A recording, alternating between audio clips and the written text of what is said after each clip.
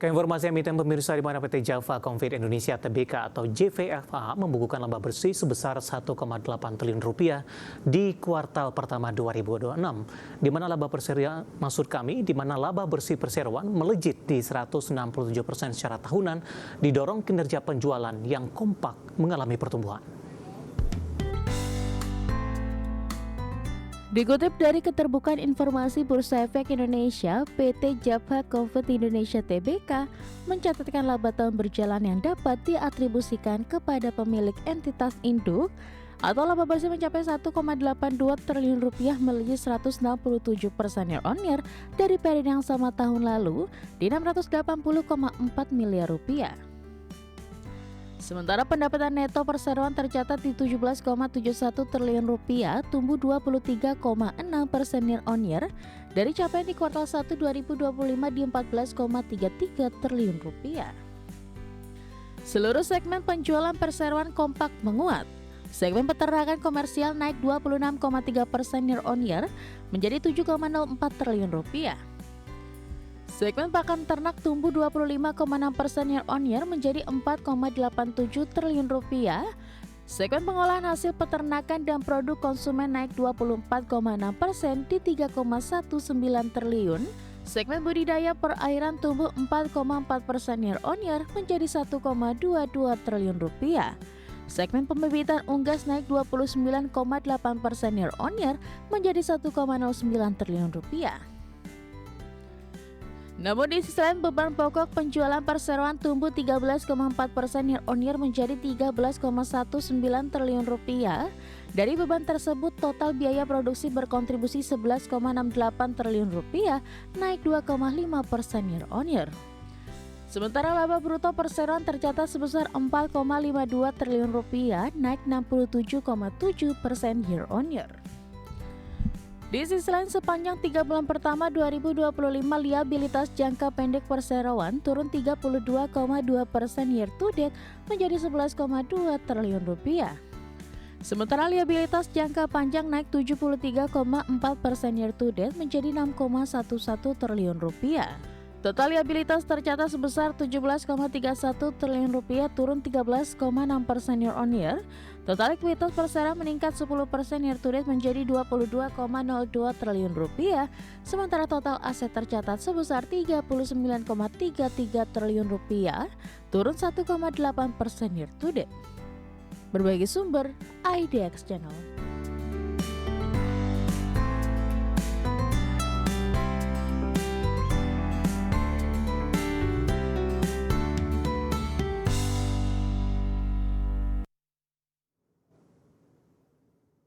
Ya, pemirsa, di tengah rilis kinerja yang cukup positif di kuartal pertama 2026 secara intraday tadi, pergerakan teknikal saham Java sempat menguat signifikan di sesi pertama, namun jelang penutupan perdagangan di sesi kedua berbalik ke zona merah.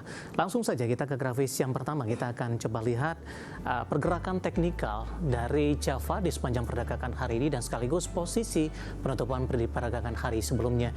Dapat Anda saksikan grafis di layar televisi Anda di 13 Mei ditutup di level 2.540 pada pukul 9 pembukaan tadi dibuka di zona hijau di 2.590, sempat melesat ke level 2.600 beberapa menit pasca pembukaan, namun pada pukul 11 lewat 5 menit posisi dari saham Java berbalik melemah ke level 2.500. Kemudian di penutupan sesi kedua kembali ke zona hijau, ditutup menguat di 2.550. Pembukaan sesi kedua tertekan ke 2.530. Saat ini tekanan masih terus berlanjut untuk dari Java di 2.520, melemah di 0,79%, dan intradaynya sebelum jelang penutupan masih di perdagangan sesi kedua sempat tertekan ke 2.490. Kita beralih ke grafis selanjutnya, pergerakan saham Java dalam beberapa bulan terakhir, mulai dari awal Desember hingga posisi pembukaan sesi kedua hari ini, dan kita juga akan update posisi beberapa menit jelang penutupan di sesi kedua hari ini. Di perdagangan 8 Desember, pemirsa, saham Java diperdagangkan di level 2.600, di pertengahan Januari menguat ke 2.930.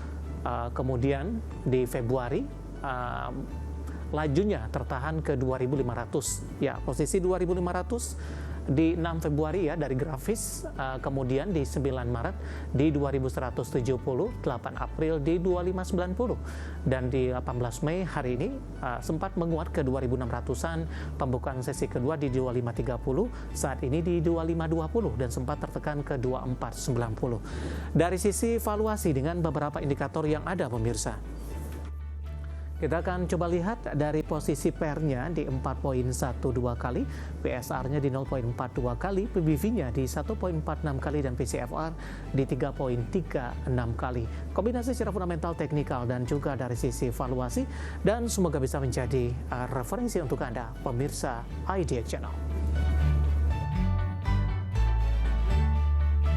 Ke topik pilihan, pemirsa, FTSE Russell kembali menjadi perhatian pelaku pasar setelah mengumumkan pembaruan pemberlakuan indeks terhadap pasar modal Indonesia.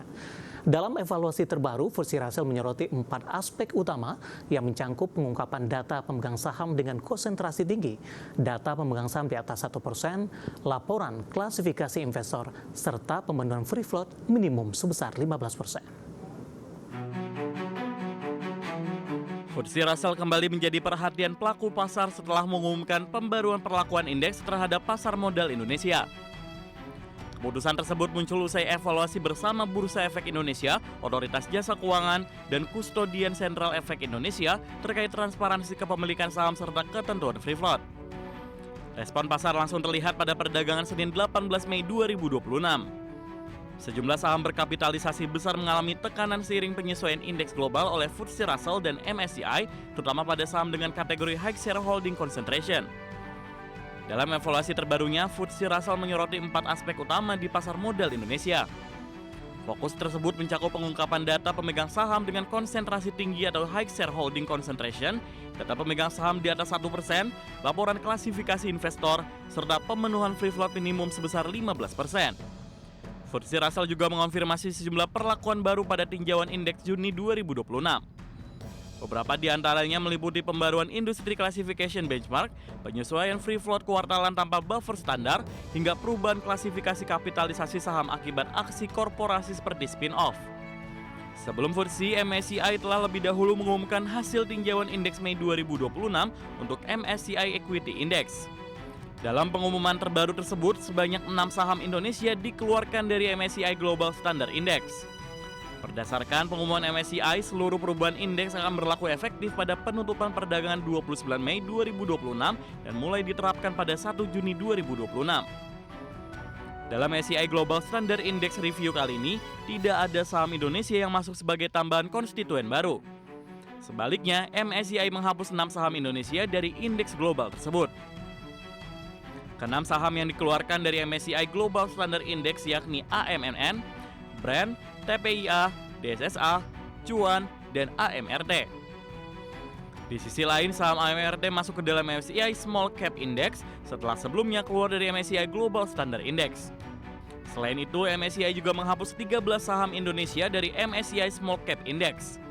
Saham-saham tersebut meliputi ANTM, AALI, BANK, BSDE, DSNG, SIDO, MIDI, dan MIKA.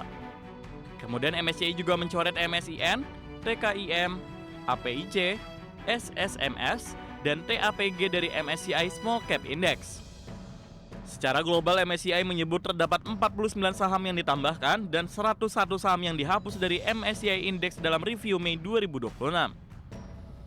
MSCI juga menyampaikan tinjauan indeks berikutnya akan diumumkan pada 12 Agustus 2026 dan berlaku efektif mulai 1 September 2026. Berbagai sumber IDX Channel.